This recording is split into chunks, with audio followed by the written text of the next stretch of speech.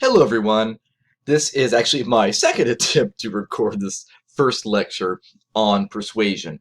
Even if you're not doing a persuasive speech, and a few of you are, you still need to understand the concepts and principles of persuasion, just as if you're not doing an informative speech. You still need to know those principles and concepts as part of what this course is about.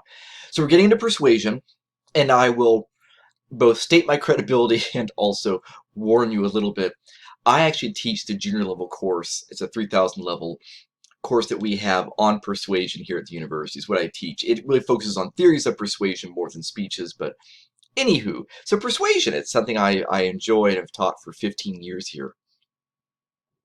So I like to begin by talking about what persuasion is not.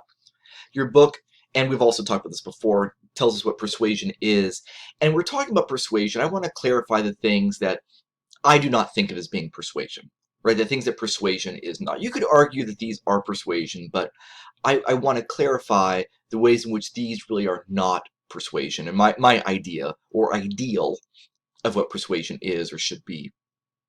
So first, persuasion is not deception, right? Deception is just a fancy way of saying lying.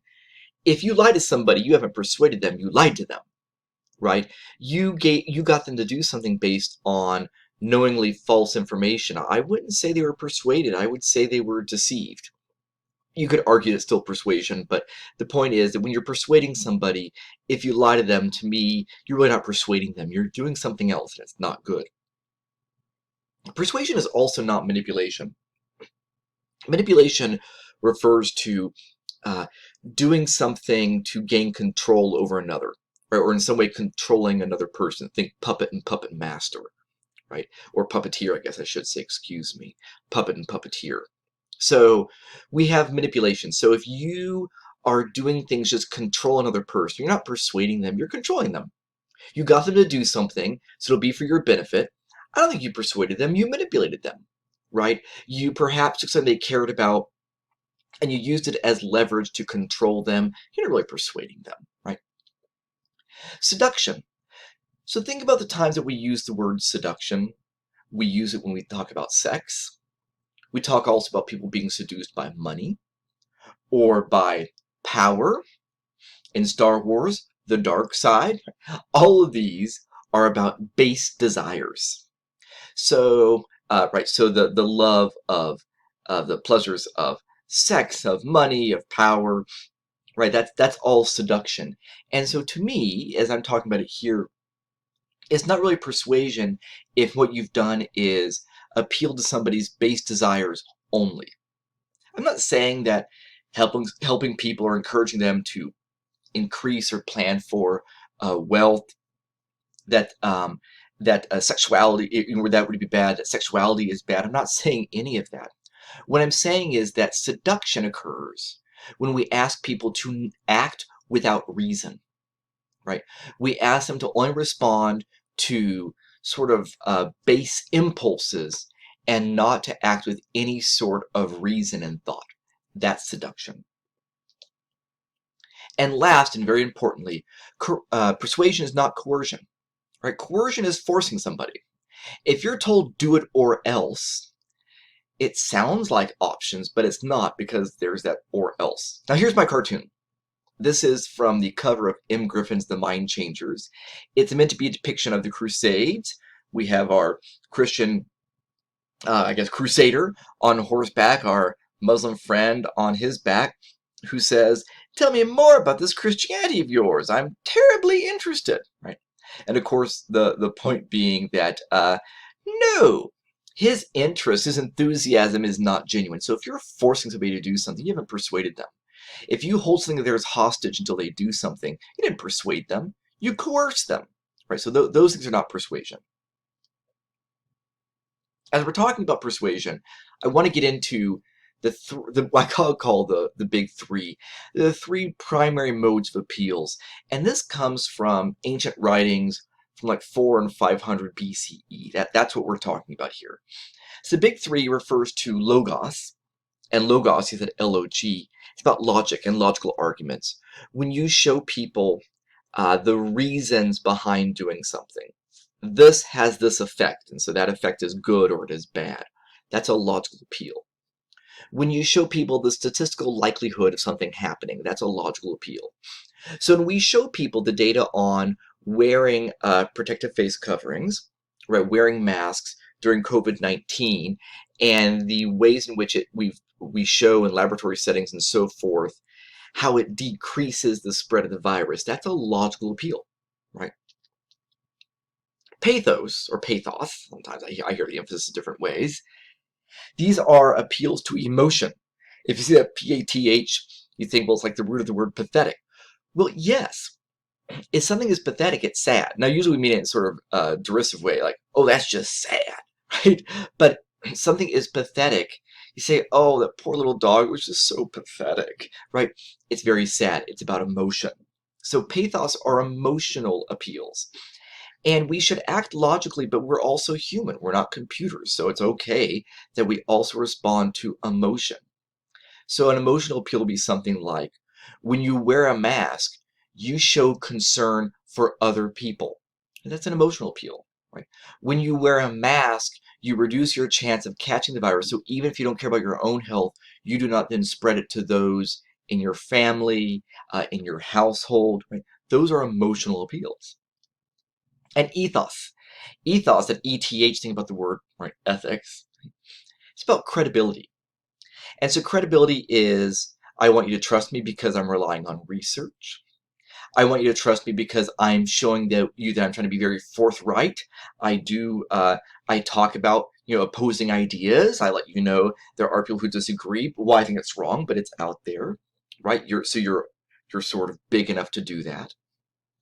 And also, Aristotle used the word phronesis, by the way, the only Greek word other than these three I think I probably remember from reading Aristotle's The Rhetoric.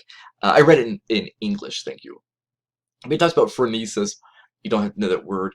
But the point is that we establish credibility through sincerity and goodwill, but also, he says, through demonstrating practical wisdom. That the things we're saying make sense. We seem like somebody who has reasonable ideas that, we just have that practical wisdom. That's what phronesis is. So those are the three elements that really need to be in every persuasive presentation. The use of logic, that ideas connect and follow. Pathos, that you appeal to us to our humanity. And ethos, that you establish yourself as being credible, right? And ethos was something you demonstrate, whereas logos and pathos are something that you include, if that makes sense, right? So you provide a logical argument, excuse me, you provide an emotional argument, and you demonstrate your credibility. So we're going to move into Maslow's hierarchy of needs. Your book talks about it, so I'm going to fly through it pretty quickly. But we have our most basic need. And by the way, basic used to be a perfectly fine word until you kids got a hold of it and calling people basic. But right, so basic, it's a joke. So basic needs, though, food, water, and so forth. Those are our most basic needs. And part of Maslow's hierarchy of needs here, that the hierarchy meaning that some things are more important than others, is that unless your basic needs are satisfied, you're less concerned with these other greater needs. So most of us are not afraid of access to air and food and water, though we might. And so if you're unsure where your next meal is coming from, you're less concerned about other things like security. And the book says security is also feeling free from the chaos around you. The chaos around you may mean a little bit less to you if your cupboards are bare, right?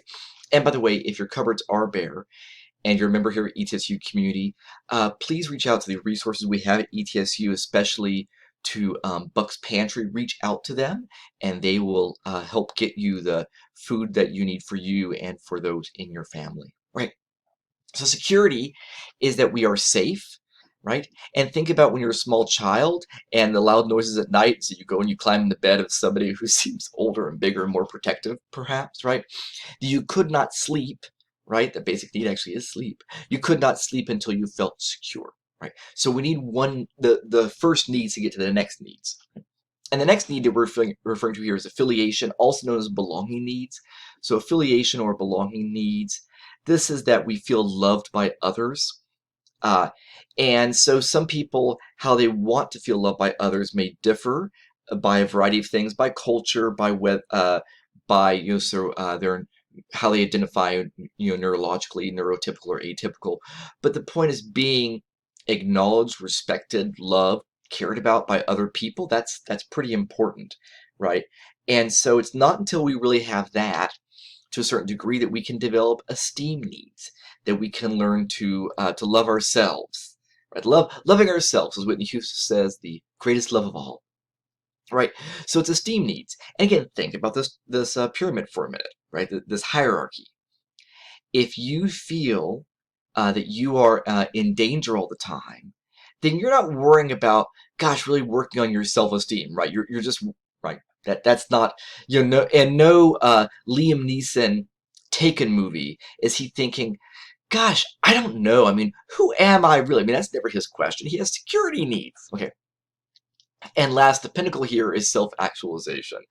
This is about being all you can be, if I can borrow a phrase from the U.S. Army Reserves, right? Being all you can be, it's living your best life, it's living the dream, right? That is not just feeling good about yourself, but then achieving your goals and your dreams. And sometimes we may actually try a little bit of self-actualization to improve our esteem, right? So the general principle applies, though, that we need each of those. So why do we go over Maslow's hierarchy? Why do we talk about that here? Which you may have reviewed also in psychology, sociology, nursing maybe. I mean, I don't know the fields that cover it, but many do.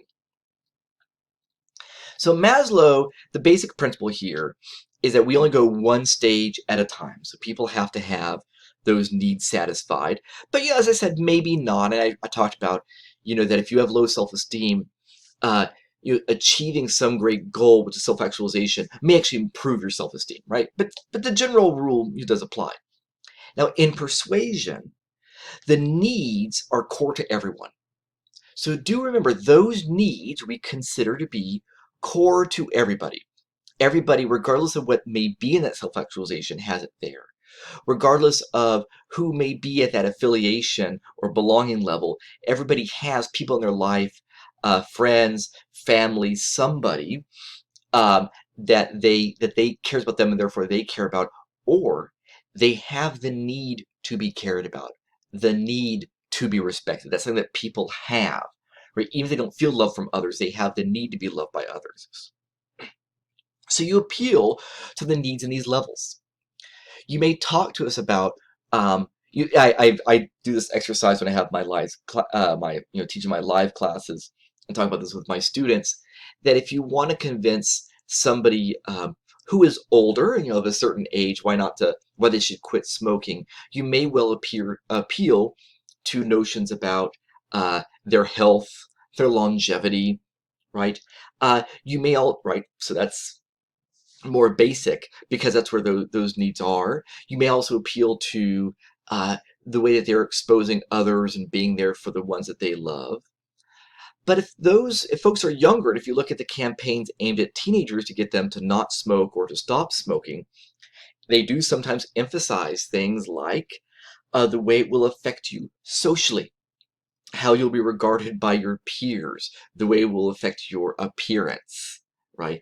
And so the point is that those appeals always strike at some basic core needs that we have. So you want to think about your persuasive speech or persuasive speaking, the way that the thing you want people to do, how does it meet needs they have that are basic needs, that are security needs, affiliation needs, esteem needs, or self-actualization? How is it going to fit into people's needs? And don't say, this is one of your affiliation needs, but talk about, this is the sort of thing you can do that will show care for others, or this is the sort of thing you can do that will enhance others' appreciation and respect of you.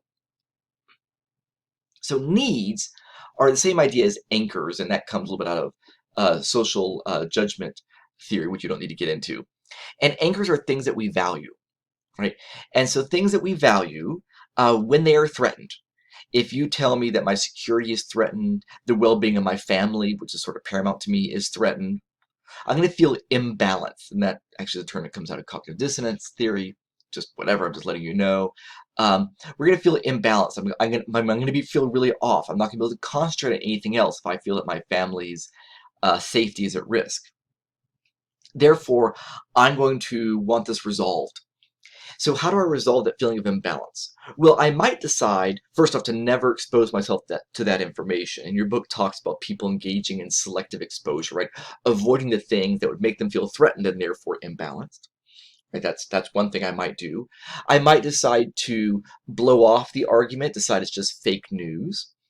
But as a persuader, you want to pull me toward making a change that will restore the balance, right? Your family is at risk because you don't have a security system in your home. But let me talk about what you can do to improve their safety and how easy it is to get a security system, right? By the way, that would not be an argument I want to hear or am encouraging you to use. But my point is that you show somebody something they care about is at risk. That creates an imbalance for a person, and you want to show them how, don't worry, I understand that you're anxious now, but there's a way to fix it, and it's follow this plan I have for you. So in using the anchors, right, you should know that people are going to avoid changing. People like staying the way they are, right? They do. So you need to seek a change that is in the direction you want.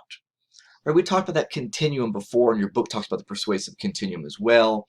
That you're just trying to persuade people in a certain direction. Just get them to move along. And so you may not, it may be your hope that people will one day cease using all plastic.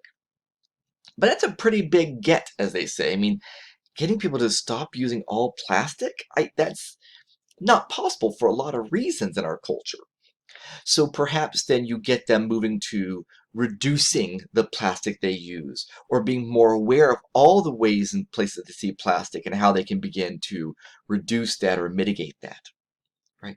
So you need to find something that's going to be acceptable to the audience. If you tell them never drink again from a plastic water bottle, that's all fine and good. And I'm for not buying plastic water bottles. I'm great with that. Until I go to a meeting and they don't serve water in pitchers and glasses anymore. And instead they put bottles of water on the table. And that's your only way to drink. Right? So you have to provide something that's acceptable to the audience. But what can they do to reduce, in most circumstances, what can they do to eliminate those water bottles? And that's why I use this word doable. Making sure you're giving them a plan of action that's doable, something they can actually do. If you're saying we need to improve funding for schools, well, what can I do? I can't suddenly run for office and change that. I can't donate my life savings, which isn't that much, wouldn't make a difference anyway, right? So what's something doable I could do if I want to increase funding in schools? That's what you have to concentrate on. And that is where we're going to pause this lecture to come back for the second half.